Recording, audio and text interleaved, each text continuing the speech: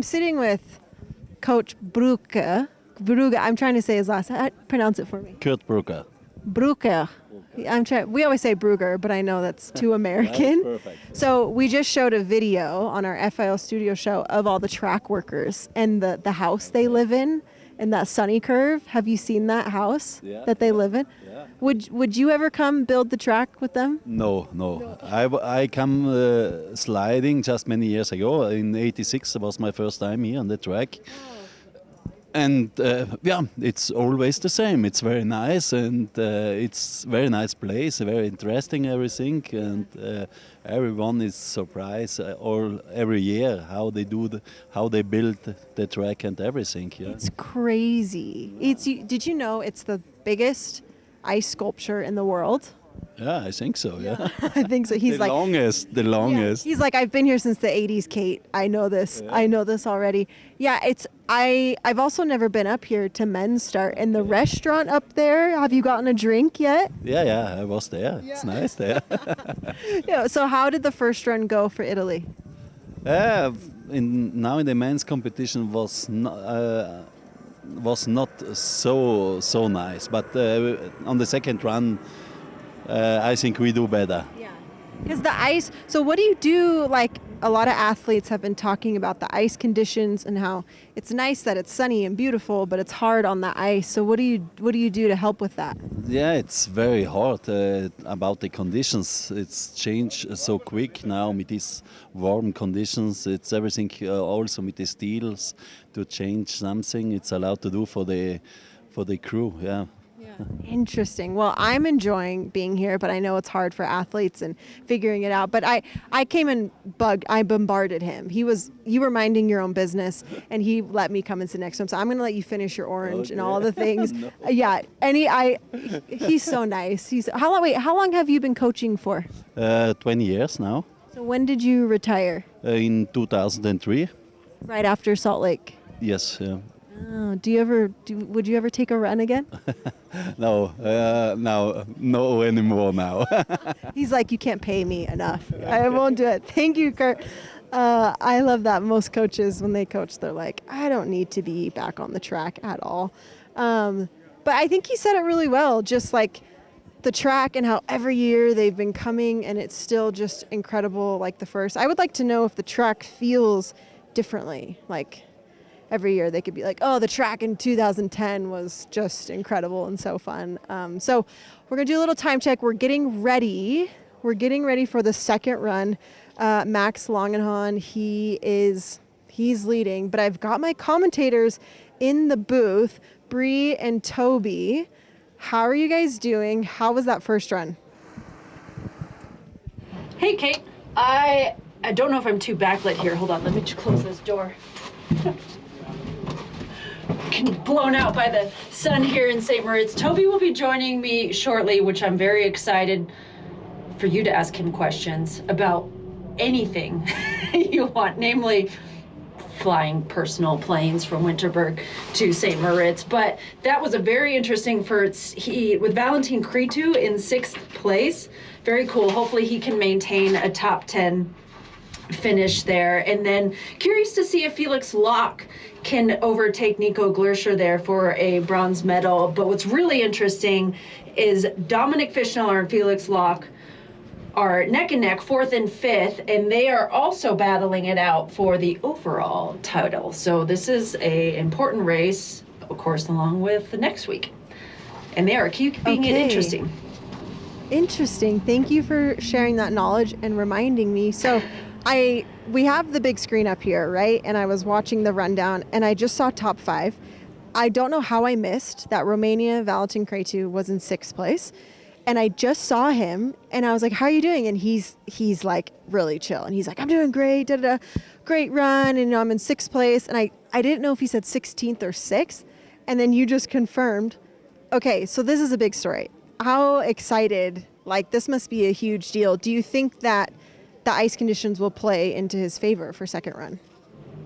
You know, he did pretty well in Nations Cup, and he's kind of on a streak here. He's been in the top 15. So I feel like with his cushion, let's see, he was a 106.77, and the next closest person is David Glerscher, 100th behind him. And then Wolfgang Kindle is tied with Glerscher, 100th behind him. But I still feel like a top 10 is possible. He had a really clean run. Like, he had one of the best runs, clean lines of anyone we saw. So it could all just be coming together for him. Yeah, I feel like when I've talked to him before, he'll always say like, oh, it's clean runs, but it's just slow. Or I've had good drives, but it's just slow. So I'm happy for him that he's able to see some sort of speed, but we'll have to see, I don't know if that, I don't know. Well, you know how second runs go. Yeah, it should be interesting, Kate. Just FYI, Toby walked into a live broadcast. Hi. So you can't hear. Amazing. I got Kate in my ear, but I do know she has some questions for you. Okay, Fire so away, yeah, Kate. obviously as viewers can hear, I'm in Bree's ear, but I'm not in Toby's ear, so she's going to repeat the questions for him. So, Toby, congratulations, but we heard She says, that you had congratulations. private Thank you. transportation to St. Moritz. Yeah, and she wants to know about your transportation to St. Moritz.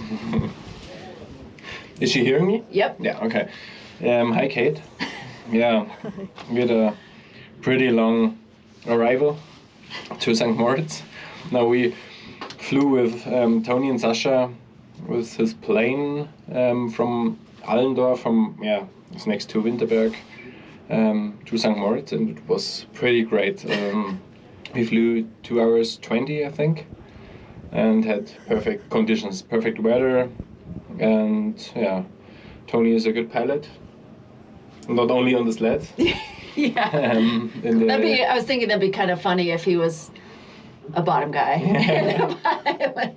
No, it was our first flight with him. Oh wow. Yeah, and we wanted to fly with him before, but it wasn't able for us. Yeah. And so we had a short briefing with him, and why are we not flying to St. Moritz? An official team meeting. Yeah, because the next World Cup is in Winterberg, so we fly from Winterberg to St. Moritz and then back, and so it's easy and a relaxed journey for us. That's a pretty massive advantage if you haven't been sitting in a car for what it's called 18 hours total between Winterbergs.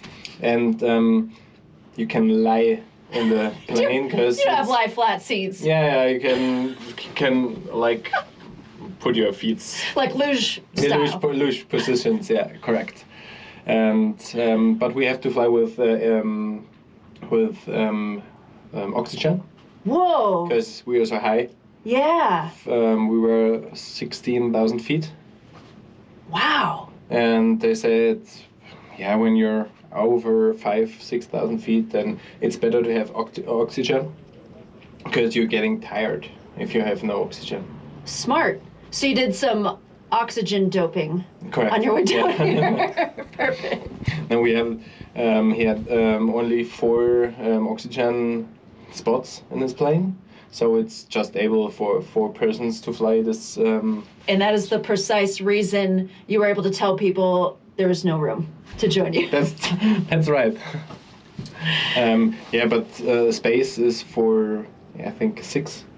He put the other 2 seats out of the plane, and so we have space, and we put our cases with Because us, it's his personal plane. Yeah, correct. And he is not only pilot, he has a pilot school, so he can teach younger pilots how to fly, and he has a flying school. Did any of you take over? And did he teach any of you while he was flying here? No. Okay. We flew with a autopilot. That's normal, and the start and the landing he did by his own, and it was pretty soft and and we had best weather conditions. It's pretty ideal. It doesn't get better than this, especially for leaving too. It looks like the weather will maintain. Yeah, we hope that the weather in Winterberg is good. Then we can land there. Oh, right. But we have a second or a third airport where we can fly to if the weather is too bad.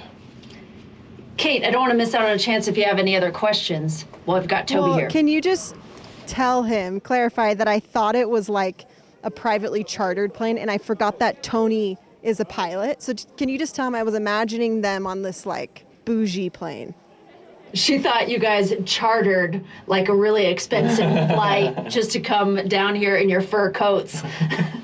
Like the other rap stars that come to St. Moritz. We have some hats which looks like very massive and expensive hats, and a coat also. Yeah. But we thought it would be too much to wear that's it. Bad. You should look the part. Yeah. So Kate didn't know that it was Toni that flew. Yeah, Toni flew, and with his own plane, and he had another one, and he can.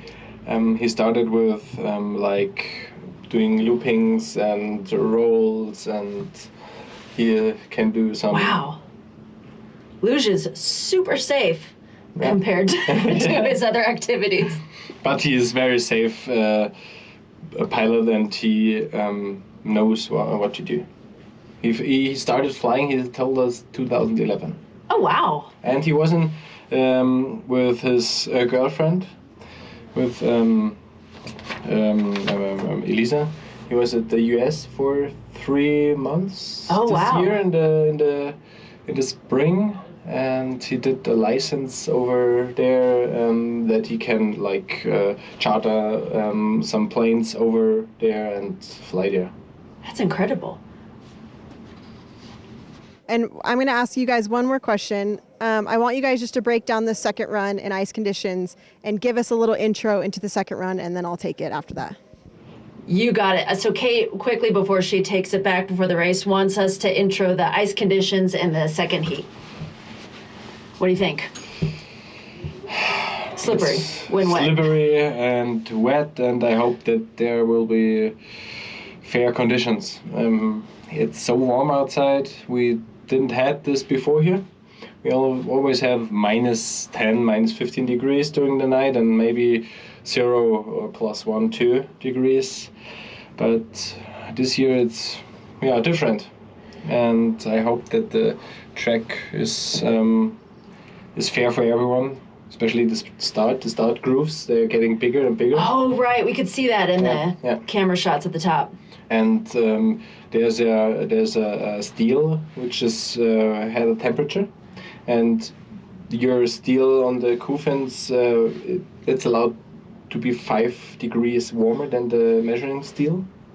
And when the measuring steel has 10 degrees plus, your steel have maybe 13, 14, and it's melting down at the start. Oh, that's really wild, because it's something that's normal for St. Moritz. Like in a bob race, you might have the sleds that are sitting out in the sun, and they can get disqualified because it can get so hot out there. So, Kate, I understand we're running short on time. We will throw it back to you.